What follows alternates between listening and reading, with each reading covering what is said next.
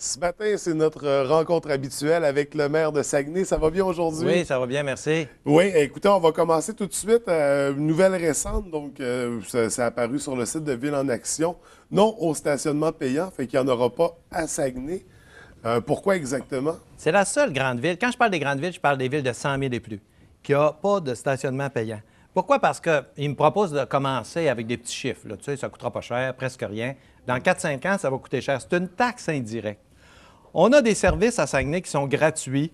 Prenez des bibliothèques, c'est gratuit. Tu n'as pas ça ailleurs. Je ne dis pas qu'il n'y en a pas une autre quelque part, peut-être, là, mais je pense, en tout cas, moi, je n'ai jamais vu. Les piscines, les stationnements, c'est important. Parce que tu es toujours à surveiller le parcomètre, tu as toujours des contraventions. En plus de rapporter de l'argent, c'est des contraventions. Puis, alors, à Saguenay, c'est gratuit. Tous les stationnements municipaux sont gratuits partout dans les rues. Puis ça, là, il faut garder cette culture-là. C'est une forme de taxe indirecte. Il finit un temps où tu taxes ça, tu taxes ça. C'est des taxes. Là. Si on charge pour aller à la bibliothèque, c'est une taxe. Si on charge pour aller dans des équipements sportifs, c'est une taxe. Ouais. Des taxes indirectes. Donc, chez nous, ben là, comme le budget, ça sert tout le temps, là, ben là, ils disent, écoute, on a une solution, on va taxer le stationnement, donc on n'aura pas besoin d'augmenter les taxes beaucoup. Mais non, j'ai dit là, tu passes par la porte d'en arrière pour arriver au même résultat. Alors, Jean-Yves Provencher est bien d'accord avec moi, là, on ne taxera pas le stationnement. Puis d'autant plus qu'on utilise plus nos voitures vu les distances. Ben oui. Comparativement à Montréal, il y a les transports en Il y a de la commun aux place. 5 minutes. Puis Ah oui, ah oui. c'est excellent. Ben, tant mieux pour tout le monde. Oui. Il y a une augmentation moyenne de 21 sur le rôle d'évaluation générale de la ville. Est-ce que ça risque d'avoir un impact sur le compte de taxes? En fait, pour la résidence, c'est pas 21, c'est 26. OK. 21 dans l'ensemble, l'industrie de commerce. Mais pour la résidence, ce qui nous intéresse, c'est 26. Ça veut dire que chaque maison est réévaluée. Si votre maison a augmenté de 26 elle reste pareil. Si elle a augmenté de 30, parce que c'est une moyenne, ça, 26. Ouais. Si elle a augmenté de 30, vous allez avoir une augmentation un peu. Si elle a augmenté juste de 25, il y a la moitié des maisons qui augmentent, puis la moitié qui descendent, de sorte que dans le panier de taxes de la ville, ça ne donne pas une scène. OK. Sauf qu'après ça, on fait le budget, puis là, on aura une augmentation qui va être un peu moins de 2 Alors, mais pour ce qui est de l'évaluation, si votre maison a augmenté plus la moyenne des maisons de la ville, vous allez avoir une légère augmentation. La moitié vont monter, la moitié vont descendre, mais la ville, ce qu'on va encaisser dans nos coffres, ça va être la même chose. Fait qu'au final, ça C'est ne zéro. change pas. Ouais. Donc, c'est seulement... Pour certains, il va y avoir une petite différence, mais ça va être... Il y en a minable. que c'est une grosse. Tu sais, dans une moyenne, là, il y a quelques Ah, maisons... il y a que des c'est- extrêmes, c'est Il y a ça. des extrêmes dans les deux bords. Il y en a qui vont avoir toute une Mais à baisse l'inverse, aussi. c'est ça. Il y en a qui ont une grosse diminution. Grosse diminution. Fait que ça vient s'annuler au bout du compte Oui. pour les États de Ville de Saguenay. Oui.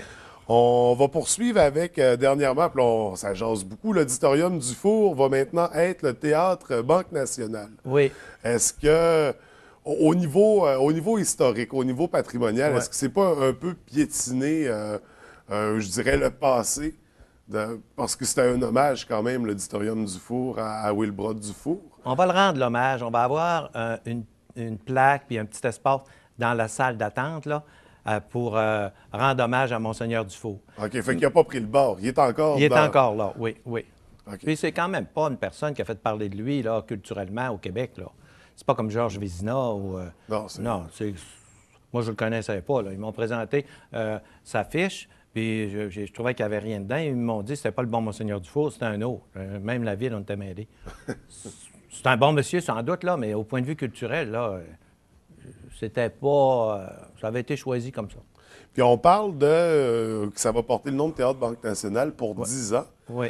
Ça veut dire que dans 10 ans, ils vont devoir renouveler Oui. l'entente. Soit avec la Banque nationale, soit avec un autre, oui. OK, fait que le nom est sujet au changement. D'ici Oui. 10 ans, ça pourrait prendre un autre nom. Oui, puis auditorium, ça disparaît. C'est un nom latin qui n'existe plus à nulle part. Vous ne voyez pas ça des auditoriums. C'est théâtre maintenant. OK.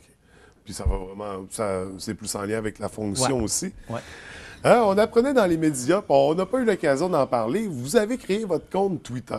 Sur lequel là, vous pouvez réagir, vous pouvez aborder des sujets. Pourquoi exactement vous avez créé ça? Parce que c'est pas toutes les maires qui ont ça. Non, on les s'entend. maires n'aiment pas ça. Les maires n'aiment pas ça parce que c'est s'exposer.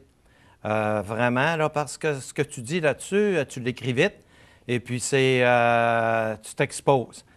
Sauf que je sens le besoin de dire aux citoyens, c'est quoi des fois le fond de notre pensée? C'est pas un site municipal, il faut bien comprendre, c'est Jean Tremblay. Si vous allez sur Twitter, là, quand ça va être marqué Jean Tremblay 12, parce que tous des numéros, là, mais si vous demandez Jean Tremblay sur Twitter, vous allez tomber presque automatiquement dessus. C'est pas le Twitter du maire de Saguenay, c'est le Twitter de Jean Tremblay. Faut, nuance, c'est important de le souligner. Sauf que derrière le maire, il y a Jean Tremblay. Le fond de ma pensée, il faut qu'il...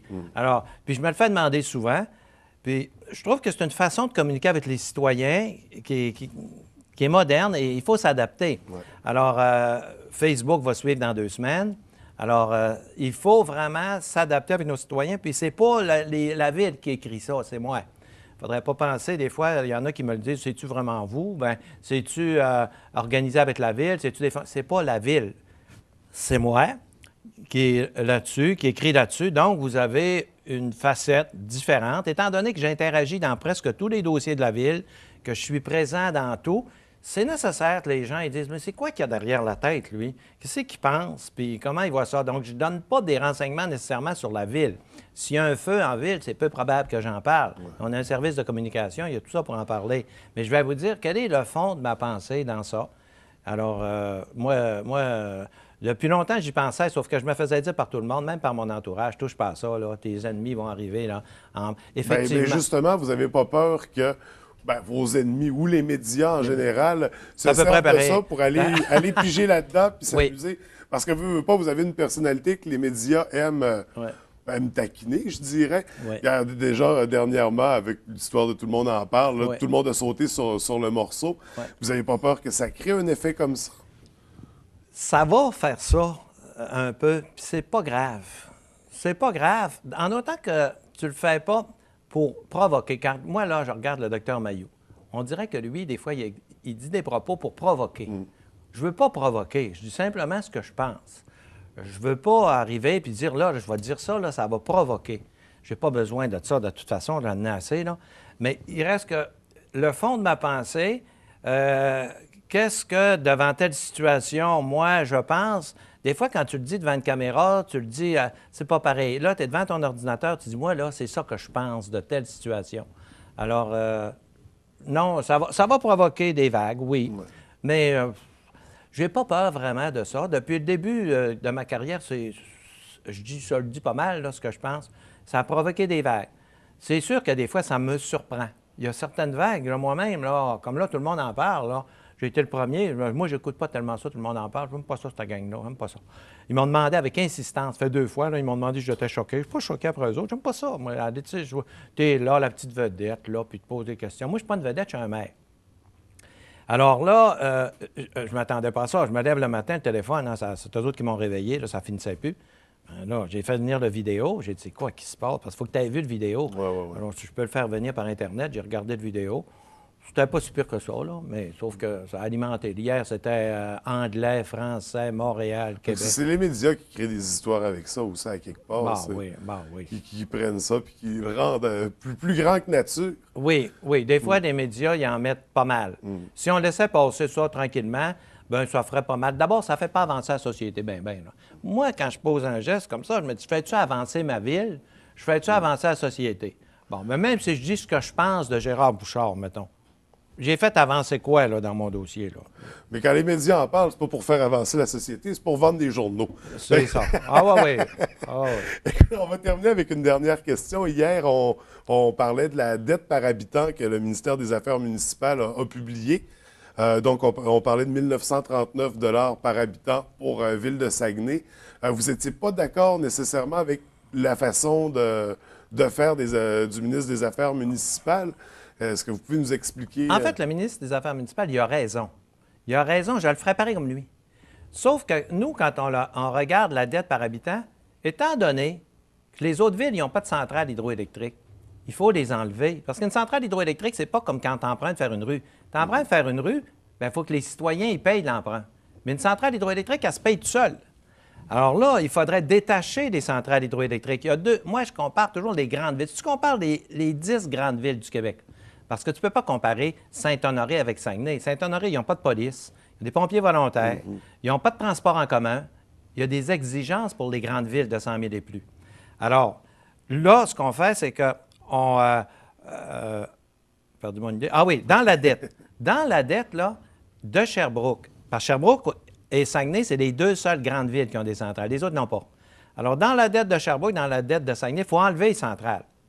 Hein, parce que ce que doit vraiment le citoyen, c'est pas 1 900, c'est 1 900 moins ce que les centrales vont rapporter. Vous donniez l'exemple tantôt. C'est comme si mon frère est à loyer. Lui, il n'y a pas une scène de dette. Mais moi, j'ai une maison de 200 000, puis je dois 50 000 dessus. Bon, mais je suis plus endetté que mon frère, mais j'ai une maison de 200 000. Vous avez plus de valeur. J'ai plus de valeur que lui. Alors, c'est la même chose pour les centrales. Chute Garneau, Pont-Arnaud, il y a 60 millions qui a été mis par le gouvernement, puis 40 millions par nous autres. C'est sûr que ça fait une valeur pour la ville énorme. D'ailleurs, si Ville de Saguenay vendait toutes ses centrales, vendait tout son réseau de distribution, elle n'aurait presque plus de dette.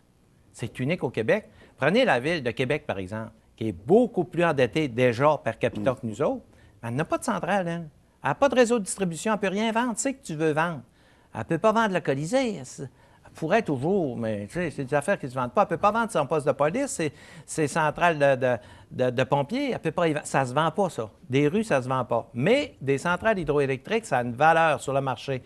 D'ailleurs, si on mettait ça en vente, ça serait la ruée vers l'or à Saguenay. On ne le fera jamais. Mais on a quand même une valeur qui rapporte.